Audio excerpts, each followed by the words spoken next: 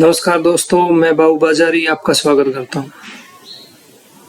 आज हम बात करने वाले हैं एसएमई आईपीओ के बारे में, जो कि है कार्गोसोल लॉजिस्टिक लिमिटेड। यह आईपीओ आज से ओपन हो रहा है और 30 सितंबर शाम 5 बजे तक रहेगा। इस आईपीओ के लिए रिटेल इन्वेस्टर मिनिमम 1 लॉट लगा सकते हैं और उस एक लॉट में 4000 शेयर्स, यानी आपको यह एक लॉट 1,12,000 रुपए का पड़ने वाला है। रिटेल इन्वेस्टर मिनिमम और मैक्सिमम 1 लॉट ही लगा पाएंगे। अगर आपको एक से ज्यादा लॉट लगाने हैं तो आपको एचएनआई कोटे में अप्लाई करना पड़ेगा। यह ओएफएस नहीं है, फ्रेश इशू हो रहे हैं ये शेयर। दूसरी बात, सबसे बड़ी और अच्छी बात क्या है कि ये जो पैसे हैं वो वापस कंपनी री इन्वेस्ट करने वाली है अपने बिजनेस में, बेच के शेयर और अपनी जेब में पैसों को नहीं रखने वाली। जो आईपीओ साइज है वो 7.56 करोड़ रहने वाला है, जो कि बहुत ही छोटा आईपीओ है। यह लिस्ट होने वाला है बीएसई एसएमई, एक प्लेटफॉर्म है जो स्मॉल इंटरप्राइज होते हैं ना, या स्मॉल कंपनियां जो हाई ग्रोथ वाली होती है, उनके लिए एक बीएसई ने एक प्लेटफॉर्म बना रखा है अलग से, केवल उस पर लिस्ट होगा ये। आप अपने किसी भी अकाउंट में जाके, जैसे जीरोधा है उसमें आपको यह आईपीओ दिखा रहा होगा, वहां जाके अप्लाई कर सकते हो और जब शेयर अलॉट होंगे तब भी आपके अकाउंट में वहां दिखेगा। ये जो 27 लाख शेयर्स हैं उनमें से 50% एचएनआई कोटे के लिए रखे गए हैं और 50% रिटेल इन्वेस्टरों के लिए। तो ये तो हो गई आईपीओ डिटेल। अब जानते हैं कंपनी के बिजनेस के बारे में कि कंपनी करती क्या है।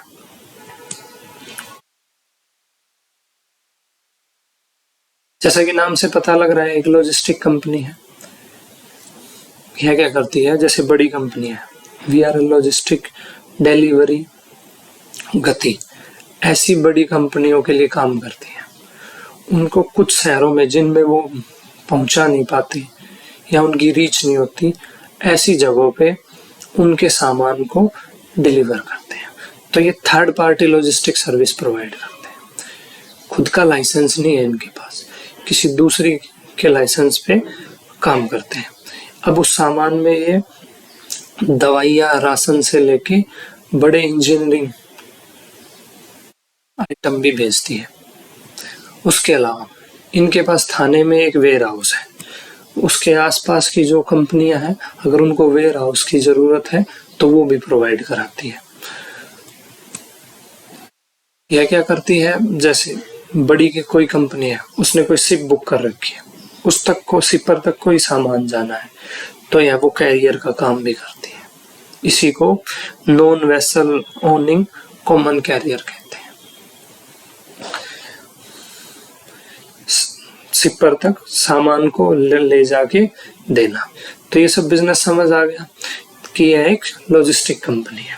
आइए अब जानते हैं कंपनी के आईपीओ लाने के ऑब्जेक्टिव के बारे में। जैसा कि आप देख पा रहे हैं, कंपनी ने डीएचआरपी में बताया है कि यह पैसा उनकी जेब में नहीं जाने वाला, वह पैसा कंपनी में री इन्वेस्ट होने वाला है, जो कि बहुत अच्छी बात है। करने वाले क्या क्या है? उन्होंने बताया है कि वो अपने नए व्हीकल खरीदने वाले हैं, जैसे ट्रक हुआ, कंटेनर खरीदने वाले हैं। कंटेनर तो आपने देखे होंगे, जैसे ट्रेन पे रखे हुए जाते हैं, ट्रकों पे भी आपने रखे हुए देखे होंगे। दूसरा, अपने वर्किंग कैपिटल रिक्वायरमेंट है, जो काम को जारी रखने के लिए जो पैसे हैं वहां खर्च होने वाले हैं। और एक 5वां पॉइंट है इशू एक्सपेंसेस, मतलब जो ये आईपीओ लेके आ रहे हैं ना, उस पे जो खर्चा हो रहा है उस पे भी इन पैसों को खर्च किया जाएगा। आगे बातें समझ में। कंपनी का ऑब्जेक्टिव बहुत ही अच्छा है। चलिए आगे बढ़ते हैं। अब बात करने वाले हैं कंपनी के फाइनेंशियल के बारे में। यहाँ मार्च 19, मार्च 20, मार्च 21 और मार्च 22, पिछले 4 साल का डाटा अवेलेबल है। आप देख पाओगे जैसे रेवेन्यू है हर साल बढ़ता बढ़ता चला आ रहा है। टैक्स भरने के बाद जो प्रॉफिट है वो भी हर साल बढ़ता चला आ रहा है। कंपनी के पास जो कैश है, सरप्लस मतलब अकाउंट में जो कैश है, पैसे, वो भी बढ़ते चले आ रहे हैं। तो देखिए, ज़्यादातर कंपनियां अपना आईपीओ लाने से पहले अपने आप को सजा धजा के लाती है। यहाँ भी कुछ ऐसा ही होता प्रतीत हो रहा है। और स्पेशली 2022 के जो डाटा है ना, रिवेन्यू देखिए,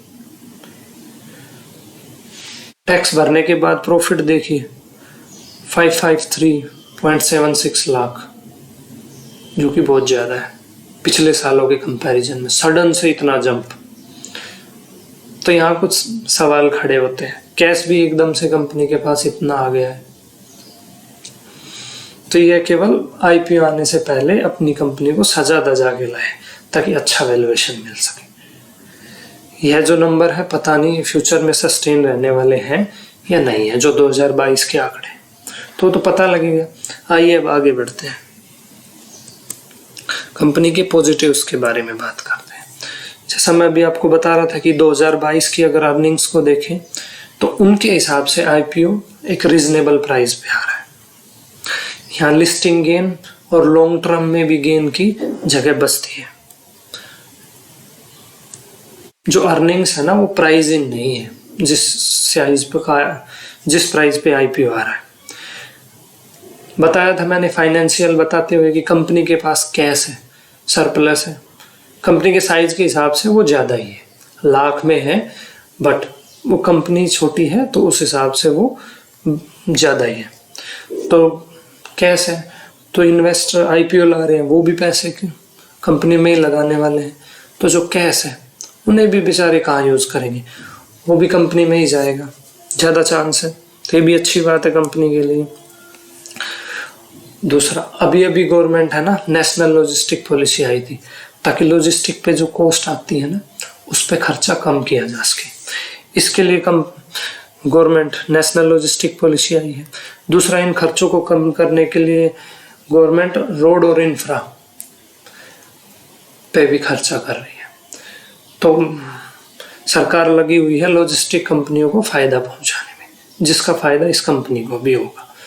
अब जानते हैं कंपनी के कुछ नेगेटिव्स के बारे में।